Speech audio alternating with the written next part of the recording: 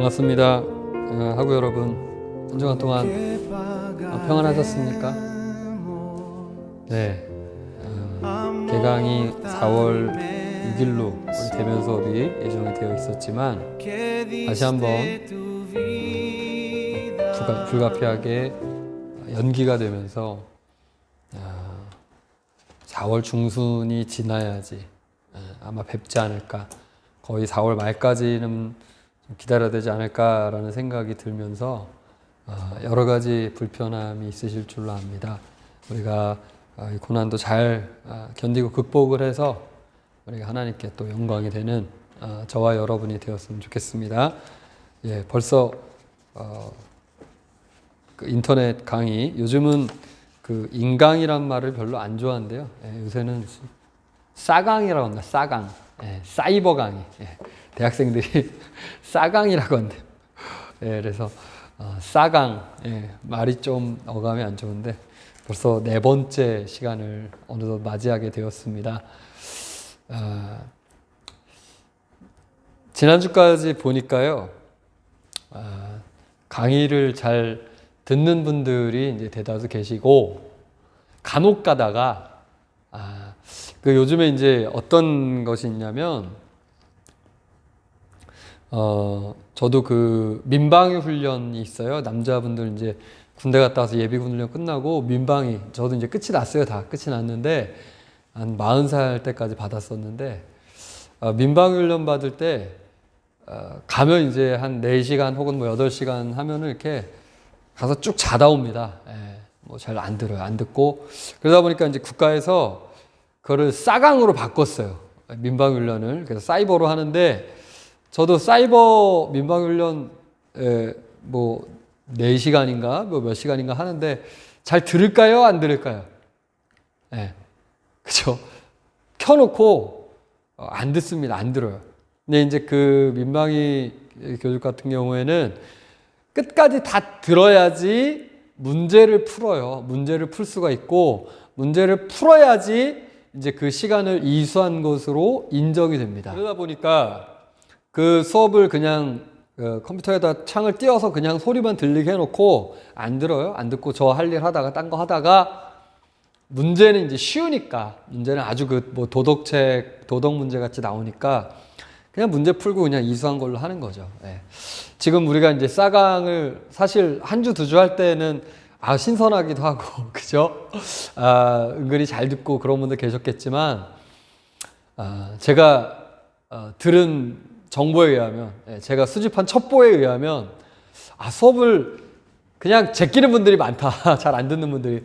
사실 조회수는 지금 많이 올라가긴 하는데, 그래서 이게 저희가 지금 출석 체크, 출첵하는 그런 어떤 도구가 없기 때문에 어쩔 수 없이 불가피하게 오늘부터는 제가 수업 중간에, 또 수업 말미에 해놓으면은 저희는 이제 수업을 다 들어야지 문제 풀고 이런 시스템이 아니기 때문에 그냥 끝에 부분만 딱 들으시고 또 문제 푸는 분들이 계실 것 같아서 수업 중간에 몇 분 정도에 나올지 모릅니다.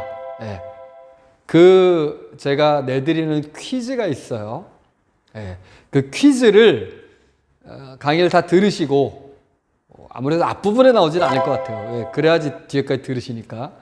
다 들으시고, 제 폰번 있죠? 전번 있죠? 제 번호로 카톡으로 답을 보내주십니다. 제가 영상을 올리고 나서 월요일날 수업 시간 그 전까지, 그러니까 저희가 공간복음 수업이 월요일날 12시, 낮 12시 50분부터 2시 10분까지로 알고 있는데, 그 2시 10분 끝나기 전까지 카톡으로 보낸 분들만 출석하신 걸로 인정을 하겠습니다. 무슨 말씀인지 이해되시죠? 이해 안 되시나요?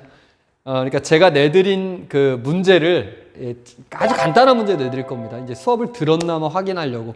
간단한 문제를, 제 수업 다음 주 월요일이죠. 그러니까 4월 6일 오후 2시 10분 전까지 카톡으로 답을 보내주신 분들만 출석을 하신 걸로 제가 체크하고 인정을 하겠다라는 것이죠. 답이 안 온 분들, 도착이 안 된 분들은 죄송합니다. 4월 6일 수업은 빠지신 걸로. 그렇게 할 수밖에 없다는 걸 양지를 해주시기 바랍니다. 그래서 카톡 퀴즈로 출석 체크를 대체한다. 4월 6일 2시 10분까지 보내주시면 되겠고요. 또 한 가지, 제가 그 첫 시간에 오리엔테이션 하면서 발제표하고 우리 과제 독서 감상문 발표하는 그 순서표를 보여드렸었고, 또 우리 학교 재택 수업 홈페이지에 제가 첨부를 해놨는데 4월 6일이 벌써 됐는데 우리가 대면 수업 못 하잖아요. 그래서 어떻게 하시느냐, 그 담당자 분들 있죠. 이메일로 제 이메일, 요거는 저희 교회 홈페이지 주소고요. 여기 이메일 좀 잘 보이지 않죠? KIMBOGYUM 한메일.net입니다. 이메일이 어디에 나오냐면요, 그 저희 학교 홈페이지 재택 수업 란에도 나오고, 또 어디 나옵니까? 여러분 수업 계획서, 강의 계획서에 보면 제 이메일이 있어요. 이메일 주소로 한글 파일 혹은 워드 파일로 첨부해서 보내주시면 그것으로 과제 제출한 거는 제가 인정을 하겠습니다. 4월 6일 날 발제를 맡으신 분 보내주시고, 독서 감상문 맡으신 분도 보내주시면 되겠습니다. 네, 이해되시죠? 그래서 이메일로 보내주시고 나면 이걸 수업 시간에 이제 발표할지 말지 언제가 될지 몰라서 그 여부는 제가 수업 개강하고 나서 그 직전에라도 아니면 이제 개강 이후에 제가 안내를 해 드리도록 하겠습니다. 네, 이렇게 저희가 지금 참 혼선이 많네요. 그죠? 어쩔 수 없이 계속 이런 좀 비정상적인 그런 상황이 계속 지속이 되다 보니까 혼선이 좀 많은데, 여러분 잘 극복하시고 또 정상적으로 다 돌아올 날이 있을 줄 믿습니다. 그러니까 참 우리가 강의실에서 수업 받는 게 얼마나 감사한 일인가. 물론 이제 몸이 편한 건 있으실 거예요. 하루 종일 학교에 앉아 있는 것보다는. 그래도 학우들 얼굴 보고 교수님 얼굴 호흡 소리 들으면서 수업하는 게 참 그리우시기도 할 것 같습니다. 네, 행정적인 부분도 좀 말씀을 드렸고요. 잠깐 기도하고 시작을 하죠. 참으로 좋으신 하나님 아버지, 여러 가지 어려운 상황 속에 다시 한번 우리가 사이버 강의를 진행을 합니다. 하나님께서 우리 학생들에게 위로하시고 힘주시고 용기 주시고, 우리 이번 학기가 다 정상적으로 잘 학사 운영이 될 수 있도록 성령님 모든 상황을 정상으로 회복시켜 주시옵소서. 예수님의 이름으로 기도합나이다. 아멘. 자, 오늘은 교재 35페이지부터 시작이 됩니다. 35페이지 전승과 복음이라는 주제에 이제 벌써 2장을 우리가 나가게 되는데요. 자, 복음이 도대체 무엇이냐? 우리가 공관 복음을 공부하는데 복음이란 도대체 무엇이냐? 여러분 아십니까? 백신이 개발됐습니다. 놀라는 분들 막 놀라는 소리가 들려요. 코로나19 백신이 이제 개발이 돼갖고 이제 곧 시중에 백신이 나오게 됩니다. 그러면 우리가 그 독감 주사 이제 한 10월 뭐 이때 맞나요? 11월 이때 맞나요? 그죠? 가을 늦가을에 독감 예방 접종을 하면 그 독감 바이러스도 사실 뭐 그 코로나19 바이러스처럼 그런 바이러스 일종인데 그걸 이제 이겨낼 수 있다는 거, 항체가 생겨서. 그죠? 자, 그래서 이제 코로나 백신이 나오게 돼서 그거 이제 맞으면 이제 더 이상 우리가 코로나19 이런 사태를 겪지 않게 될 것입니다. 네, 지금까지는 저의 바람이었습니다. 네, 저의 소망이었어요. 죄송합니다. 백신이 나왔다. 이제 예를 들어 이제 1년 걸립니다. 1년. 임상실험하고 하려면 내년 봄은 돼야지 나온다고 하는데 올겨울이 참 또 걱정인데 빨리 종식이 될 것입니다. 우리 좋은 소식이 있을 거예요. 그죠? 자, 백신이 나왔다. 이걸 뭐라고 그래요, 우리가? good news라고 하죠. good news. 그죠?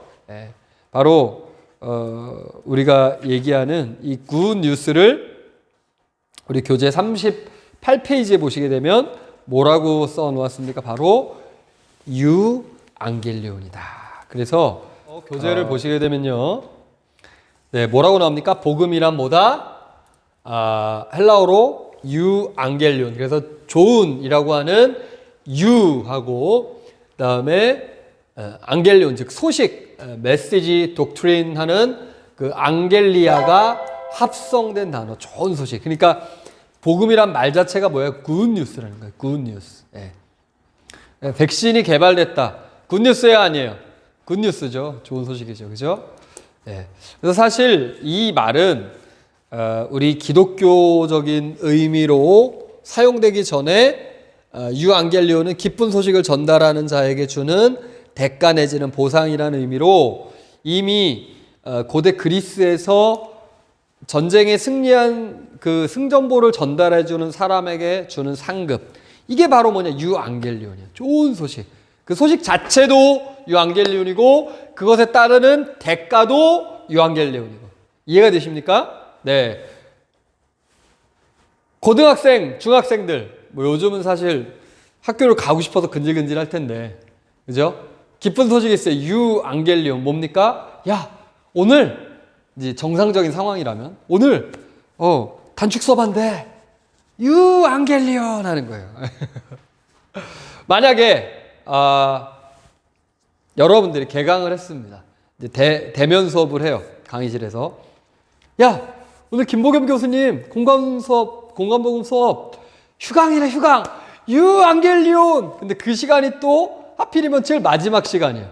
채플도 없는데 5시 10분에 끝나는 그 수업이에요. 근데 오늘 휴강이래. 그래서 3시 40분에 끝나고 오늘 집에 가도 된대. 유앙겔리온. 그죠? 이게 바로 뭐다? 기쁜 소식이래. 복음.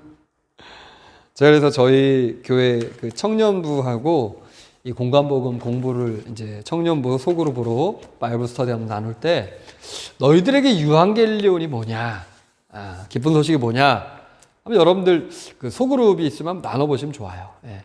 물어봤더니 어떤 친구는 아르바이트를 2달 방학 동안 했는데 알바비를 잘 안 줬다는 거예요, 사장이. 근데 어느 날 개강하고 학교 다닐 때 전화가 왔대요, 사장님이. 성진아, 잠깐 들려라. 예, 알바비 못 줬던 거 오늘 다 줄게. 유앙겔리온. 그죠? 예. 친구가 오랜만에 전화가 왔어요. 야, 뭐해? 만나자. 이제 우리 청년부가 하는 얘기. 그래? 뭐 어디 가게? 청주에 대박 맛집이 생겼대. 가보자. 유앙겔리온. 네, 대박 맛집 가서 먹었는데 소고기가 살살 녹아요.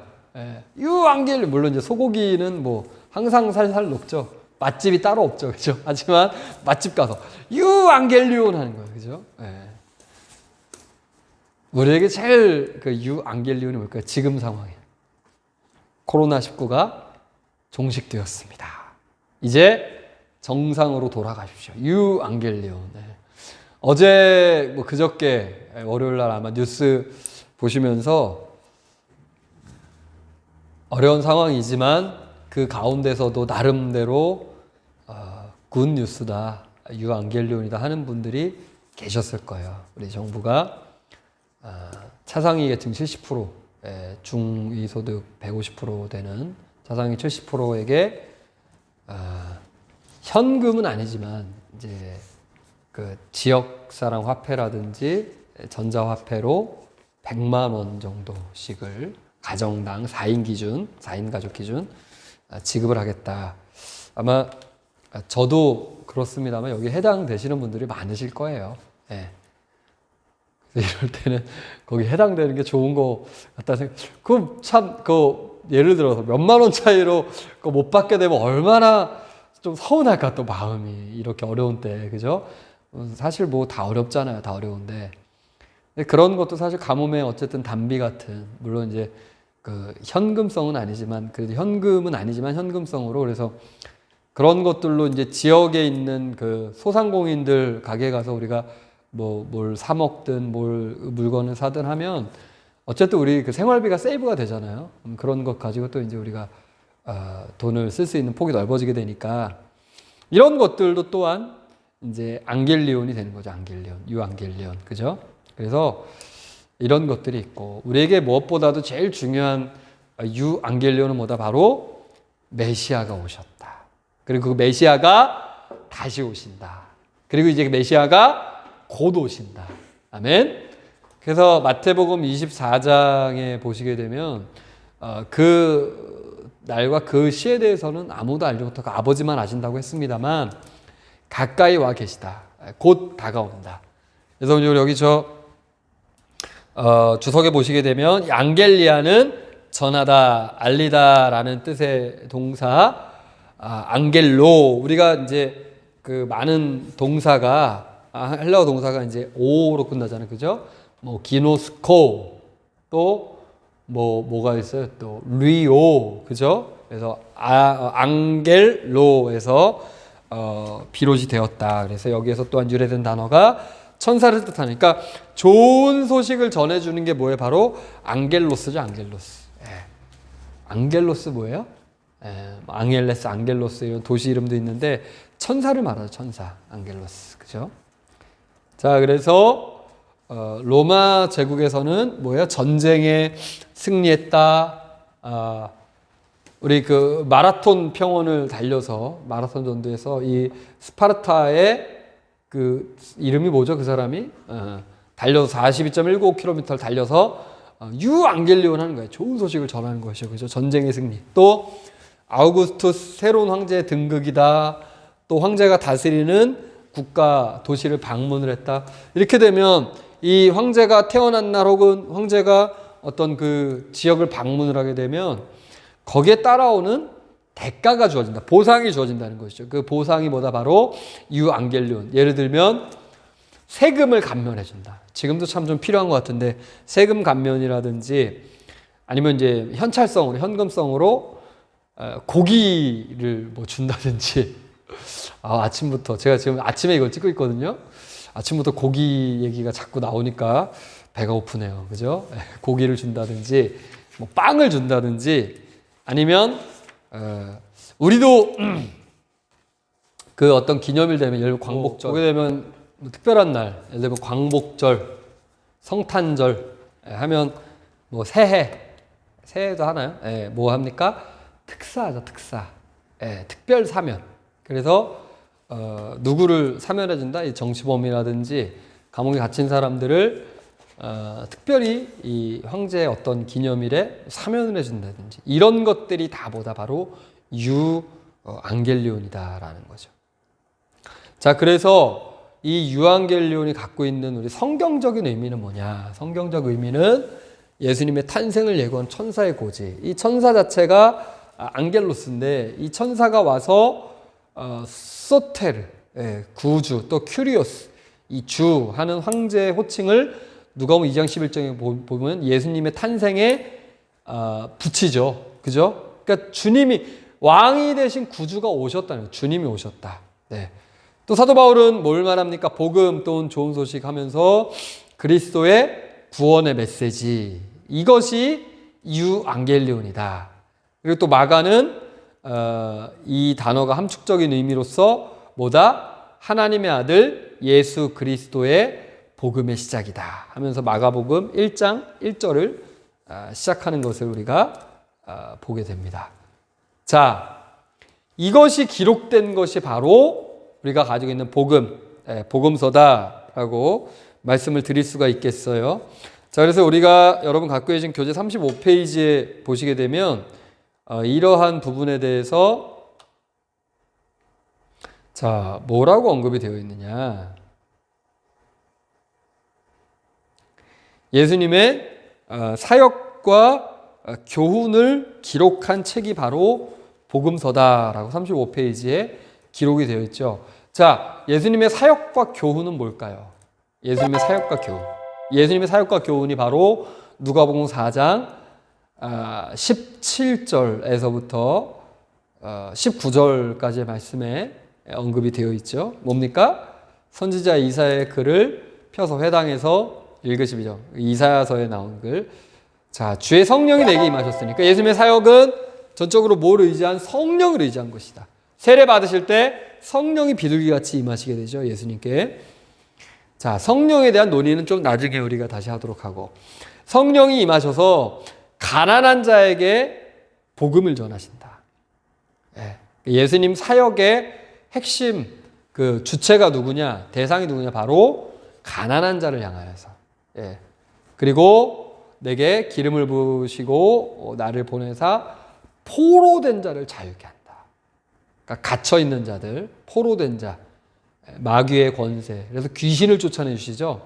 예. 더러운 마귀, 귀신을 쫓아내시는 이 악한 세상을 새롭게 하시는, 그리고 눈먼 자에게 다시 보게 함을, 즉 치병, 치유, 이 신유의 사역들, 예수님의 사역의 중요 부분입니다. 그리고 눌린 자를 자유롭게 한다. 그래서 가난한 자, 눌린 자를 새롭게 일으켜 세우는. 그러니까 사실은 우리가 예수님의 사역은 핵심 뭐다? 바로 풀어주는 것, 놓아주는 사역. 그리고 예수님의 교훈은 뭡니까? 19절에 주의 은혜의 해를 전파를 합니다. 그래서 바실레이아 투 세우, 이 하나님의 왕국, 바실레이아, 그 하나님의 나라, 이것을 전파하는 것이 예수님의 교훈이었다라고 말씀을 드릴 수가 있겠죠. 이 내용이 우리 교재 35페이지에 이제 사역과 교훈이 바로 복음서다라고 나와 있는데, 자, 그렇다면 우리가 이제 지금 생각해 봐야 될 것들, 이것을 우리가 그냥 뭐 성경을 읽으면 되지, 그죠? 그냥 은혜 받고 잘 믿고 구원받으면 되지, 뭐 때문에 이렇게 성경을 막 깊이 막 파고 들어가서 이것을 막 이렇게 분해를 해갖고 어떻게 해서 이렇게 신학적으로 하느냐. 여러분들 교재 보시게 되면 36페이지에 이제 그 내용이 나옵니다. 사실 왜 우리가 이제까지 한국교회 일각에서 이런 의문이 제기되지 않았을까? 왜 네 권이 있으니까 그냥 그대로 읽고 그냥 이해할 뿐이지, 왜 이것 가지고서 우리가 이렇게 깊이 연구하느냐? 이런 분야가 바로 우리가 이제 성경신학이라고 말하는, 성서신학이라고 하죠. 사실 성서신학, 요한 필립 가블러에 의해서 이제 좀 제기가 되었던. 그래서 1787년에 알트도르프 대학 교수 취임 강연에서 이 요한 필립 가블러 교수가 성경신학의 중요성을 강조하면서 그 이후로 이제 새로운 방법론으로서의 발전에 결정적 영향을 미치게 됩니다. 뭐라고 얘기하느냐면, 요한 필립 가블러는 성경신학과 교의신학의 올바른 구분과 또한 이 양자의 목적에 관한 바른 정의에 대하여, 제목이 어렵죠? 성경신학과 교의신학. 교의신학은 여기서 이제 교리신학, 조직신학을 말하는 것이고, 구분 또한 이 양자의 목적에 관한 바른 정의에 대하여라는 강의에서 이렇게 얘기합니다. 가블러는 독자적이며 변치 않는 기초로 이해한 성경신학의 역사적인 성격, 그리고 항시 변하기 마련인 교의신학이 내세우는 지침적이며 교훈적인 성격을 대조를 시킨다. 그러면서 이렇게 얘기합니다. 이같이 성경신학과 교의신학을 서로 구분하는데, 가블러는 교리가 주석에 종속되어야지 역으로 주석이 교리에 종속되어서는 안 된다. 그러니까 성경 자체, 그것의 주석, 이것이 앞서야지 이것이 교리에 종속되어서 교리에 좌지우지되어서는 안 된다는 것이죠. 자, 과연 성경을 우리가 어떤 관점으로 봐야 되느냐. 그래서 이제 이런 의문이 생기게 되는 것입니다. 바로 뭐다?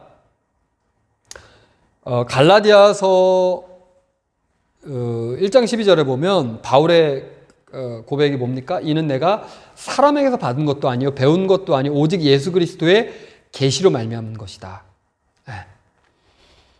전적으로 이것은 예수님에게서 직접으로 받은 계시지, 이걸 뭐 이렇게 편집적으로 볼고 이러지 말아야 된다는 그런 느낌이 들어요. 그런데 고린도전서 15장 3절에 보면 뭐라고 합니까? 내가 받은 것을 먼저 너에게 전하였노니 이는 성경대로 그리스도께서 우리 죄를 위하여 죽으시고. 그래서 여기에서 중요한 핵심은 뭐냐면, 왜 그 같은 바울의 서신 가운데서도 바울이 뭐라고 얘기합니까?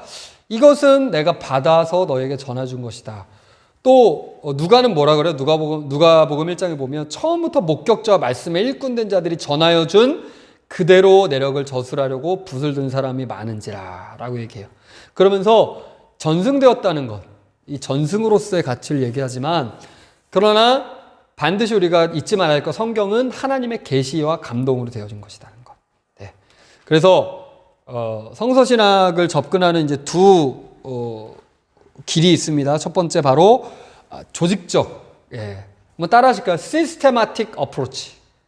시스테마틱하게 어프로치하는 방법. 그래서 이 방법론의 방법은 정경을 재료로 해서 텍스트에 관심을 갖고 그것에 어떻게 보면 이제 좀 주석적으로 좀 더 이렇게 정경 분해하는 이런 쪽으로 가는, 그렇기 때문에 디스크립티브하고 싱크로닉하다. 그래서 통시적, 공시적을 또 이해를 좀 하셔야 되겠지만, 이것은 그냥 그 해석 자체 방점을 찍고 있는 것이죠. 그러다 보니까 어떤 문제가 생겨요? 바로 이 상황의 콘텍스트에 대한 이해가 부족하기가 쉽다는 거예요. 그죠? 그리고 해석의 문제, 적용의 문제, 이런 것들의 문제가 있게 되고, 그에 반해서 이제 사도들과 처음 교회의 선교 내용을 신약 문서에 의해서 기술하는, 따라 하실까요? 히스토리컬 어프로치. 히스토리컬 어프로치 같은 경우는 믿는 자기 이해, believing self understanding에 방점을 두고 있다. 그러다 보니까 컨텍스트를 분석하는, 그리고 좀 더 디아크로닉한, 좀 더 세대를 아울러 수 있는 그런 공부가 될 수가 있다는 것이죠. 그러다 보는데 문제는 뭐다? 통일성의 결여가 문제가 될 수가 있고, 그리고 자칫하면 이제 상황 논리에 빠져서 이 해석에 대해서 어떤 그 정경이 갖고 있는 본질적인 의미 외로 좀 벗어날 수도 있다라는 것이죠. 그래서 성경신학의 과제는 이 모든 것들을 프로클라임드 된 지저스냐, 히스토리컬 지저스냐, 우리가 역사 예수 자체를 보느냐, 그 예수님의 계시, 선포 이것으로서 보느냐, 그것을 해석한 해석자의 관점을 보느냐, 아니면 기록된 그대로 보느냐, 이런 이제 문제점들을 가지고 우리가 접근을 할 수밖에 없다. 그래서 신약 성경을 우리가 성서신학적으로 볼 때에는 이제 조직적으로 또 졸신학에서의 점진성을 무시하지 않고 종합적으로 다루지 않고 역사적으로 진술해 나가는 이런 관점으로 볼 수가 있겠죠. 자, 그래서 우리가 지금의 신학에서는 결국에는 우리가 성경신학을 해야 되고, 이것의 과제, 이것 전체 성경신학의 본 관점은 무엇이냐? 바로 이런 모델을 가지고, 첫 번째, 구약의 언약이 신약에서 성취되었다는 약속과 성취, 언약과 성취의 관계로, 커버넌트와 그것의 풀필먼트 하는, 어치브먼트 하는 그것의 관점으로 봐야 되고, 두 번째, 구약의 모든 인물 관례 이런 것들이 다 이제 신약의 모형으로서 제시가 된다는 것. 그리고 세 번째, 신구약을 단순히 역사적 사실의 차원으로서만이 아니라 구속사적인 차원으로, 그리고 계시로서의 역사를 이해해야 되는. 그래서 하나님의 큰 그림으로서 하일스 게슈이테로 볼 수 있어야 된다. 그리고 기독론적인 해석을 가지고 예수 그리스도 중심으로 보는 이런 과정들이 필요하겠다. 그래서 지금까지는 네 권 그냥 있는 그대로 이해하지. 이것에 반기를 들었던 사람 누구냐? 바로 이 타티아누스라는 사람이 디아테사론에서 이 네 권을 다 발췌를 해서 네 권의 복음서가 아니라 한 권의 복음서로 만듭니다. 그리고 이것이 5세기까지 동방교회에서 전례로서 사용이 될 정도로 그렇게 퍼져 있었다가 결국은 이를 폐기 처분을 하게 된다. 왜 그럴까요? 복음서는 역사책이 아니야. 복음서는 과학책이 아닙니다. 복음서가 무슨 합리적인 그 기술하는 게 목표가 아니라, 복음서는 각기 독특한 자기만의 특성과 역할을 가지고 있다라는 것이죠. 이것을 이해할 때에만, 그래서 과학적 역사가로, 과학적 서술가로서 이해할 것이 아니라 신앙을 고취시키는 그런 주관적인 경험적인 기록으로서 봐야 된다. 여기서 카톡 퀴즈 나갑니다. 방금 나왔었죠. 네 권의 복음서를 추려서 한 권으로 만들려고 했던 그 사람이 누구고 그가 만든 그 한 권의 복음서 이름이 뭔가. 사람의 이름 복음서. 이것을 여러분 카톡으로 4월 6일 오후 2시 10분 전까지 보내주시게 되면 여러분들이 수업을 잘 들으신 것으로 출석 체크를 하도록 하겠습니다. 자, 끝으로 이제 45페이지에 보시게 되면 그래서 복음서의 기록 연대를 대략적으로 보시면 마가복음은 AD 65년에서 69년으로, 누가복음은 AD 70년 이후로, 그리고 마태 같은 경우는 70년 이전설과 80에서 85년 이후설로 두 가지의 이론이 있다. 이렇게 기록된 연대는 왜 전승으로 내려온 것을 기록으로 남겨야 됐느냐. 첫째, 임박한 종말론. 그러니까 이전까지는 굳이 기록할 필요가 없는 거예요. 예수님이 곧 오실 것이니까. 그죠? 두 번째, 앉아서 쓰고 있기보다는 빨리 복음을 전하는 일이 더 중요했다. 세 번째, 증인들이 살아 있었다는 것. 그들이 증언자로서 있었다는 것이죠. 자, 48페이지로 넘어가시면, 자, 복음은 왜 문자로 기록되어야 됐을까? 첫째, 교회가 확장이 되어졌다. 그러니까 입에서 입으로 전하는데 한계가 있고 사람이 순교당하기도 하고 그러다 보니까 이것을 어떻게 해야 됐다? 멀리까지 디아스포라 유대인들에게 전하려면 문서화된 것들이 필요했다는 것. 두 번째, 49페이지 밑에 세 번째 줄, 거짓 교훈의 공격으로부터 우리를 지켜내기 위한 정통성 확보. 세 번째, 50페이지, 표준적 가르침에 필요했다. 그래서 이것을 교육시키고 가르치고 그것을 나누는 그런 과정들이 필요했다라는 것이죠. 자, 그래서 57페이지로 가서 결론을 지으면 57페이지 밑에 세 번째 줄, 결과적으로 이런 과정과 절차를 통하여 예수님의 말씀과 사역은 문헌적 형태로 정착이 되고 오늘에 이르게 되어 우리의 신앙의 근거로서 신뢰되고 사랑받고 있다라는 것입니다. 자, 이렇게 해서 우리가 네 번째 시간 강의를 마무리를 짓도록 하겠습니다. 여러분들 수업 듣는 날 고생하셨고 카톡으로 꼭 답을 보내주셔서 출석 체크에 지장이 없도록 해주시기 바랍니다. 4월 6일 오후 2시 10분 전까지 카톡 메시지로 답을 보내주시면 되겠습니다. 오늘 수업 여기서